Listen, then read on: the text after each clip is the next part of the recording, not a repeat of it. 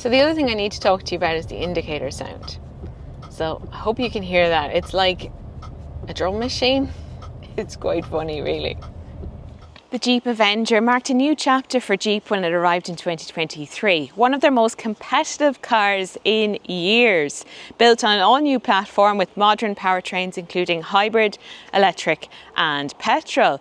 This is now the full-fat Avenger, the 4xe, which has four-wheel drive, more rugged styling and a few other features as well. But is it any good?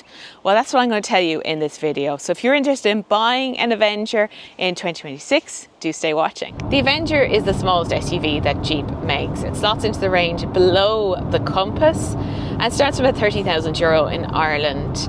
That's competitive with the likes of the Toyota Yaris Cross, the Ford Puma and the Opel Mokka. In Ireland, the hybrid, petrol and the electric are all priced the same, giving you the freedom of choice when it comes to what powertrain you're going to go with. The 4xe is exclusively hybrid, but it's more powerful because of an extra motor on the rear axle. It also has more sophisticated rear suspension and that extra rugged styling. But you are going to pay more for it, so it starts at €40,000. So a significant spend on a small SUV like this. You've got three trims. You've got the Upland, like this one, Overland, and then the North Face. It's going to be a niche car, this 4xe version, but it's a cool car. So let's get into it. I think Jeep got the styling of this bang on. So they really captured the Jeepness in a small SUV. It has those iconic design features like the 7-slot grille, which is so iconic for Jeep. But the 4xe is just that little bit extra rugged. So it gets different bumpers with a bit of green trim that marks it out as something different. Also the decals up here. And this is to reduce reflections. Those headlights are also slightly recessed to prevent from dings and scrapes. Now we have seen a few pictures of a facelifted Avenger online. So for instance, it has light along here, a bit of illumination, so a few cosmetic changes, a few different trims on the inside, but we likely won't see that car in Ireland until 2027. There's a few little Easter eggs around the Avenger as well, including a duck and a measuring scale down here to show the wading depth, because this does have a little bit more capability. This actually has a little bit more ground clearance than a standard Avenger.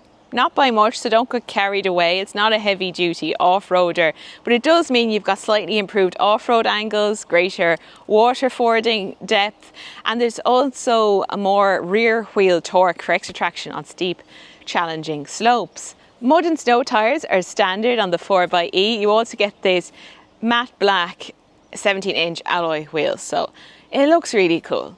So like other Avengers in the range, it's not the last word in luxury in here. There's quite a lot of this hard black plastic in the dashboard, also the doors. Now they have added interest with this silver finish, and also the seats are a highlight and they come with that embossed Jeep logo. And this is actually a washable finish here in the 4xe Upland, but definitely not the last word in luxury. There's not many soft touch materials on display here, and it is an expensive car when you look at €40,000, but because it's a Jeep, it just about gets away with it. You've got a full digital driver display, you've got your touchscreen here, and that comes with wireless Apple CarPlay and Android Auto. It is quite simple in its layout and its functionality, but it does the job. And you also have some shortcut buttons and also buttons for the climate settings. There's also more buttons for forward and reverse, and I do find this system a little bit awkward if you try and do a quick maneuver like parking. I would prefer a gear selector or something like that. You do have lots of storage, tray, space down here, cup holders, and also under here. Equipment levels are not amazing. Now this is a €40,000 car. This is the 4xe Upland, so you would expect a bit more, but it comes with things like adaptive cruise control, reversing camera, also automatic climate control. But if you want things like heated steering wheel, heated front seats, even wireless smartphone charging, you have to go up the trim levels in the 4xe or add them as options. So that's a little bit disappointing. So it's durable, it's sturdy, but I'd like to see a bit more standard features on this car. I absolutely adore the chunky styling of the Avenger, and I do think Jeep got it exactly right for this. It looks rugged and it's got so much attitude. This being the 4xe, it has the badge, but it also has this very prominent tow hook, which is actually really sturdy as well. And you've got a little exhaust peeping through there as well, which you don't see many of those these days. But what about practicality? Well, for a start, you don't have a powered tailgate here on the upland, and that boot is actually surprisingly heavy, so that's a bit of a disappointment because it is a €40,000 car. Now, there is also a bit less volume than a standard hybrid or petrol Avenger, so those are at 380. This is 325 litres, and that's because you've got a motor here for the 4x4 system on the rear axle, but in reality it's actually very usable, so definitely one to go and take a look at. You do have a relatively flat sill, a bit of underfloor storage, and those rear seats can go down 60-40. Rear space wouldn't be a strong point for the Avenger. It's okay, but it is a bit tight and cramped back here. There's not a huge amount of extra leg room. It's more comparable with something like the Renault 4, but nothing on that Honda Jazz that I reviewed recently, which had absolutely loads of leg room. It's also basic in terms of amenities. So you've only got one USB-C port, you've got pockets in the back of those seats, and you've got your ISOFIX on the two outer seats. In Ireland, most Avengers are going to be front wheel drive, but if you are looking for 4x4 in a small SUV, this is one of the few options. There's also the Dacia Duster 4x4, but I do think this one has better on the road driving manners, and it's very fuel efficient as well. So you've got an extra electric motor on the rear axle, so there's 136 horsepower. That's up from 100 horsepower in a standard front wheel drive hybrid Avenger. You certainly feel that extra power on the road. It feels more mature, more robust, and the engine is definitely under less pressure, so it never gets too noisy. And that's a 1.2 litre petrol engine at its heart, because this has definitely been designed with a bias towards efficiency. 0 to 100 is 9.5 seconds. There's plenty of power when you put your foot down. You've got a dual clutch automatic transmission and also a few drive modes. They call this their select terrain system, but really it's a generic Stellantis button on the dash. There's a few different modes. The auto setting, which only uses four-wheel drive when absolutely necessary. That again will help efficiency. There's snow, there's sand and mud. There's also a sport mode.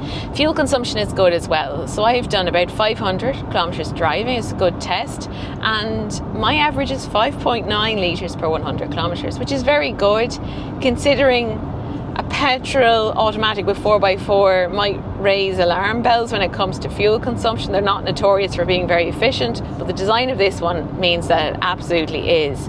Again, a car designed for mostly, I would say, on the road driving, and I think that makes a lot of sense for something like this as well, because it's very well behaved.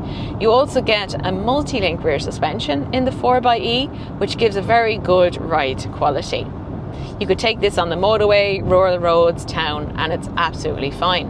The handling is good, and even the front wheel drive Avengers are fun to drive. This one is no different, so it feels lovely and grippy in the corners, and you also have nice direct steering. So it is a really good drive for a small SUV. It's one that you'll enjoy driving, and there's a lovely sophisticated put together feel to this. As I said earlier, no squeaks or rattles in the cabin at all as you're driving, or if you're on trails or anything like that. The 4xe system does give you that extra little bit of capability, but I would say it's not a heavy duty off-roader. I don't think anyone really expects a small SUV like this to be like that, and I think Jeep took the right approach. It's lovely to drive on the road, it's efficient, it's easy to get around in. But if you do find yourself in a wet grassy field or on gravel tracks or trails, then you've got what you need here as well. It's a niche buy, but it's a cool car all the same. Jeep can absolutely pull that off, even in a small SUV. It's no surprise the Avenger is one of their most popular models now, and it was one of the most competitive cars in years when they launched this back in 2023. So it's part of a rejuvenation of the Jeep brand under that new Stellantis parent group. That's all from the cabin of the new Jeep Avenger 4xe. You can read more great car reviews over on changinglanes.ie or subscribe to this channel if you like to see them in video. So thanks for watching, and I'll see you soon.